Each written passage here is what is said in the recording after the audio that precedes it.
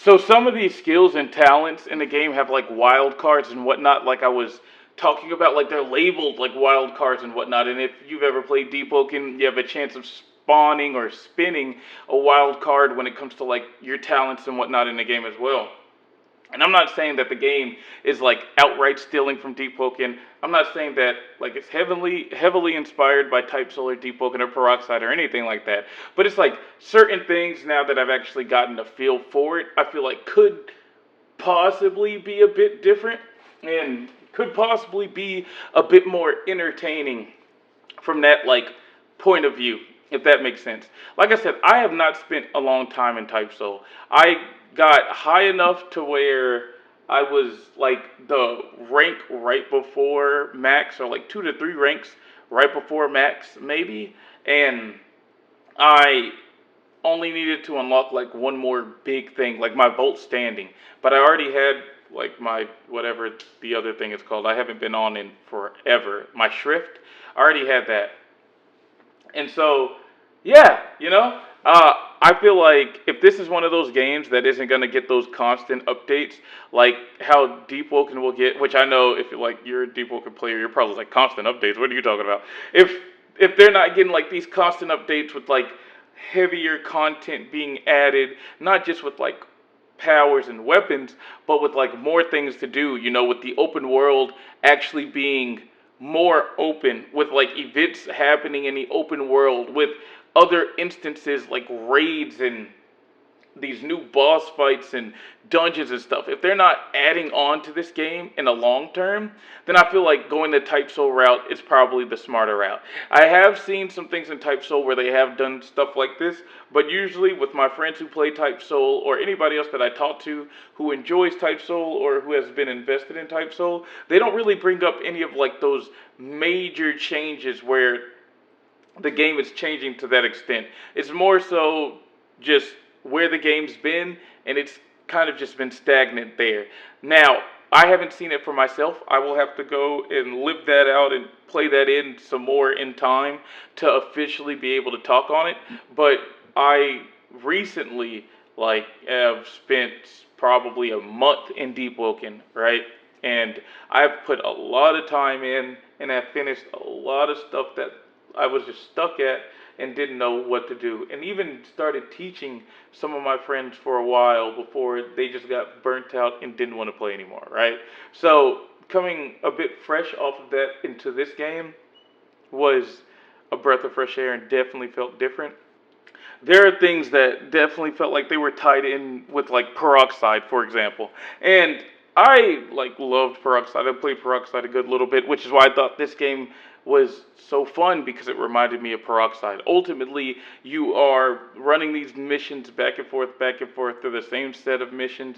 They aren't like super difficult once you really start getting it down, but it's not always just bandit beating or clearing some dungeon. You gotta find something and donate blood to it so that you can keep it alive for X amount of time. You gotta pick up hostages and deliver them to the checkpoint. You've gotta exterminate everything that lives and walks around you, and every now and then you get a little special mission where you fight another player, and if you kill that other player you get some pretty good loot, like loot better than what you would normally get from all your other missions, because you're actually taking on a player. Another mission that I think gives pretty good loot are the missions where you're having to rescue all the hostages and bring them into the designated area.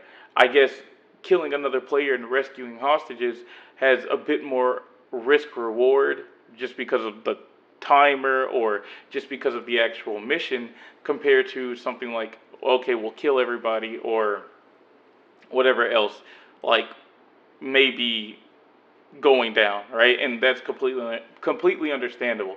But I feel like at least as far as the skill tree and everything goes, it would be cool if like I said, technically, if we were going more so the Deep Woken route, you put skills into, or you put points into those certain attributes, and instead of picking certain skills that reach that attribute marker, you essentially do what Deep Woken does, where you can still keep the perk thing, right? That's still technically like your attributes, how they have in Deep Woken, but like your talents with your actual skills, You put those points into that whatever as if you're quote unquote training it, and then every so or so levels you get a mixed match of hands, and then you can pick whatever and give your character these new passives and talents. And one of the only reasons why I thought they probably weren't going down this route is because Deep Woken has a large amount of them and has taken time to not necessarily perfect them, but work on them and keep them where they need to be, to where some things are somewhat balanced and other things may not be, but maybe with another patch or update it will be. Whereas like here, you're probably not going to be able to get away with it unless you're putting in like that deep enough time to actually do it, or unless you're just flat out copy and pasting from Deep Woken, which is probably what they don't want to do. And don't get me wrong, I completely understand that, but at the same time, it's like we need to find some kind of like silver lining, right? We need to find a way where everybody can meet in the middle and things make sense and things work. Because some of these skills I think it's cool, like how one of my skills that I had, I needed like 25 strength, but I needed like 50 agility, right? I think that's cool. So like certain skills you need to mix and match categories for just to be able to use. But one of the categories has like 50 skills, I think it was like strength, while another category only has one, which is like vitality. And if you're putting points into vitality and it's not actually increasing your health, then why put one skill in there? You know, why not put more in there? I get the reverse curse technique is locked behind something. So it's not like that you can get that. Cool. But what about having skills to heal other players like Type Soul had? Why not have skills to reinforce like your health bar, or have some weird kind of like vampire type mode where you're draining health from people while fighting them, or some weird Warframe type thing where like you link your health bar to an enemy, so if they're hitting you, they're actually killing said enemy, and it's got like a cooldown or whatever the case may be. Why not get a little more creative, like in that regard? I get that it's Jujutsu Kaisen, you're probably trying to get a lot of things more so like centered around Jujutsu Kaisen, but you're also pulling elements from other games, or at least following the same kind of elements that other bigger games before this one was released are using. So why not, mix it up a little and give it a little more creativity? And I mean, hey, maybe that's what the open test is for. They're looking for content creators. They're looking for the community to come out and talk about stuff that they can change, or stuff that could be added, or stuff that they could think about working in, and that's completely fine. But I don't want to spend way too much time in the skills because there's more that I wanted to cover as well. So I feel like I've said my piece on that. Let's move on. I'm moving on. Okay, some possible quality of life changes that I think would have been like pretty important or pretty cool now that I've actually gotten to play the game are markers, setting markers around the world. Peroxide had this skill that you could use where you could see the markers around whatever world you were running around. Deep Woken ended up implementing like this little passive thing where when you're near, or when you're in a certain vicinity, or if you visited a place, then you get markers of those things. I feel like markers around your spawn points would be super helpful. When I was first starting out, I had no idea that we had bankers as curses. I couldn't find the banker. I went looking around and I skipped over these sheds because the last thing I was thinking was these, like this train station with these two little guard shacks are going to have bankers in them. When I saw other YouTubers playing, trying to find like any kind of help at all, pretty much everybody was a sorcerer. They didn't want to be a curse, and when they were sorcerers, the bankers were in this one spot. So I'm trying to like go out to the open world and go to the sorcerer's world just to find this banker. Don't get me wrong, the spawn point, at least for curses, is fairly small. There's a little extra there that I'm assuming means that they're gonna put something new there. I'm not sure yet. So like for example, there are two shacks, right? The first one is the banker. The next one is completely identical to the banker, but there's nobody in it. That serves no purpose outside of just, I guess, having some kind of extra space to really sell an environment. Maybe the developers are trying to figure out what else they should put in there for people to see, or what else could help. But I feel like labeling everything would be a little bit helpful too, just in case somebody's new coming in and they're trying to check something out or speak to somebody, or they've read on a Trello or something that a certain NPC does something, so now they're going to look for the NPC, and guess what, the Trello might be more so catered towards sorcerers and not curses, and now you're having to try to figure things out on your own. And don't get me wrong, like I said, it's not that big of a deal. It's not super bad, but I feel like little things like that just help bring things together. Um, the curses don't have as much drip as the sorcerers. I haven't played the sorcerers yet. If you look on the Trello, if you watch YouTube videos, the sorcerers have like 40 fits.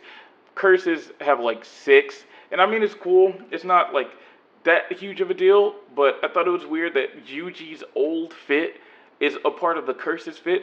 Why not have like a Game Pass? I get that it's open testing, so I don't know if this is gonna go closed again or if they're just gonna keep this open and start throwing out huge patches to see like how people feel about it. I don't know what's gonna happen.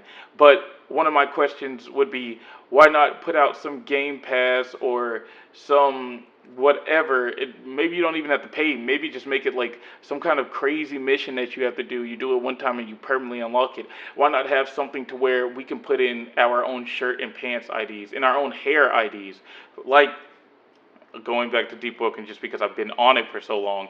But Deep Woken and Peroxide have like a barber area in the game where you can put in up to like 3 to 4, maybe 4 to 5 different hair IDs and wear them all at the same time. I feel like that's actually pretty creative. I think a lot more MMORPGs or just games like this should have something like that, whether it's because you paid for it in the past, whether it's because you had access to it in the game after completing something or unlocking something, or whether it's just a part of the UI and you can visit it. I feel like a lot more games in Roblox that are going to be like MMORPG related should have something like that. The customization is like a huge thing when it comes to like world building and playing your characters and whatnot.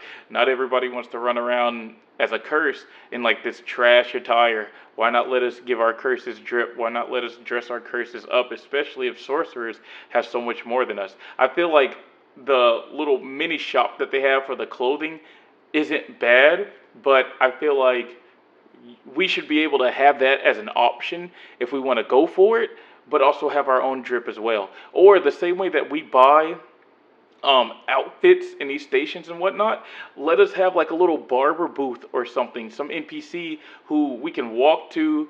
They show us like a dress room of our character, and we could put on insert shirt ID, insert pants ID, insert hair IDs, and see how it looks, and then finalize, and then come out with that. You know, and we charge like you charge however many essence for that. That way, it's like, okay, well, I gotta grind missions. Oh, what are you grinding missions for? Oh, you know, I'm trying to focus on my drip. Like, give us more, something more to do with essence, or at the very least, just something more with customization. I'm always for customization. I do like the standard setup that games usually have, but I think it's so much better when we have more freedom.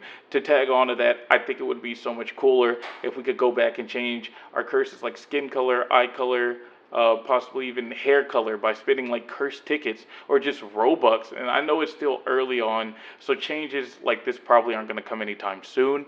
But these are just suggestions that I think would actually be really cool to have in a game. I think a lot of other games I would probably have been on longer if I had the drip more worked out. And I think you'd bring in a lot more content creators and players if they could come running around dressed in whatever it is that they wanted to have on. Now, I think Type Soul ended up charging you real money for it. Deep Woken doesn't have any custom shirt or pants IDs. I think Shindo Life does, or Shindo Life 2 or something does. Um, but I just think that that's a really cool like set of things that could be put in as far as something of that magnitude goes. I covered skills, I covered customization, a little bit of quality of life. Let me move this over to another video because I should have maybe 1 or 2 more in me, maybe.